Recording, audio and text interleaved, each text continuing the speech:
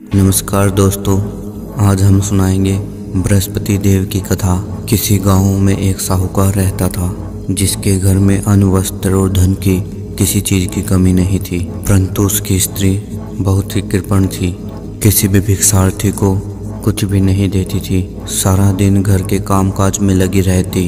एक समय एक साधु महात्मा बृहस्पतिवार के दिन उसके द्वार पर आए और भिक्षा की याचना की। स्त्री उस समय घर के आंगन को लेप रही थी। इस कारण साधु महाराज से कहने लगी, महाराज, इस समय तो मैं घर लीप रही हूँ, आपको कुछ नहीं दे सकती। फिर किसी अवकाश समय आना। साधु महात्मा खाली हाथ चले गए।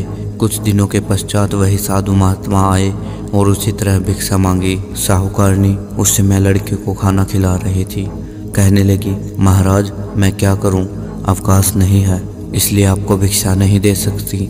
तीसरी बार फिर महात्मा आए तो उसने उन्हें उसी तरह टालना चाहा, परंतु महात्मा जी कहने लगे, यदि तुमको बिल्कुल ही अवकाश हो जाए तो क्या तुम मुझको कुछ दोगी? साहूकारनी कहने लगी कि हाँ महाराज, यदि ऐसा हो जाए तो आपकी बड़ी कृपा होगी। साधु महाराज कहने लगे, अच्छा, तो मैं एक उपाय बताता हूँ। तुम बृहस्पतिवार के दिन सूर्योदय के बाद उठो और सारे घर में झाड़ू लगाकर कूड़ा एक कोने में जमा करके रख दो। घर में चौका इत्यादि मत लगाओ। फिर स्नान आदि करके घर वालों से कह दो कि उस दिन सब हजामत अवश्य बनवाए।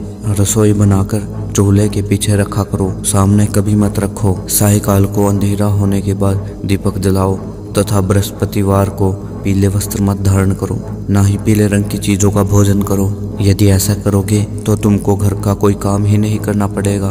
तो साहूकारनी ने ऐसा ही किया। बृहस्पतिवार को दिन चढ़े उठी, झाड़ू लगाकर कूड़े को एक कोने में जमा कर दिया। सभी पुरुषों ने हजामत बनवाई, भोजन बनाकर चूल्हे के पीछे रखा। यह हर बृहस्पतिवार को ऐसा ही करती रही। अब उसके बाद उसके घर में खाने के लिए दाना ना रहा। थोड़े दिनों में महात्मा फिर से आए और उन्होंने भिक्षा की याचना की, परंतु सेठानी ने कहा, महाराज, मेरे घर में खाने के लिए अन्न नहीं है, आपको क्या दे सकती हूँ? तब महात्मा ने कहा, जब तुम्हारे घर में सब कुछ था तब भी कुछ नहीं देती हो, अब पूरा अवकाश है, तुम क्या चाहती हो वह कहो। तब सेठानी ने हाथ जोड़कर कहा, महाराज, अब कोई ऐसा उपाय बताए कि मेरे घर में पहले की तरह धन धान्य हो जाए। अब मैं प्रतिज्ञा करती हूँ कि अब अवश्य मैं जैसा आप बोलोगे वैसा ही करूँगी। तब महाराज जी बोले, बृहस्पतिवार को प्रातःकाल उठकर स्नान आदि करके अपने घर को गौ के गोबर से लीपो तथा पुरुष हजामत ना बनवाए।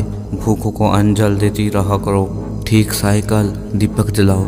यदि ऐसा करोगी तो तुम्हारी सब मनोकामना भगवान बृहस्पति जी की कृपा से पूर्ण होगी। तो सेठानी ने ऐसा ही किया और उसके घर में धन धान्य वैसे ही हो गया जैसे पहला ही था। इस प्रकार भगवान बृहस्पति की कृपा से अनेक प्रकार के सुख भोग कर दीर्घकाल तक जीवित रही। जय बृहस्पति देव। तो दोस्तों, कैसी लगी आपको ये कथा? कमेंट करके अवश्य बताइए।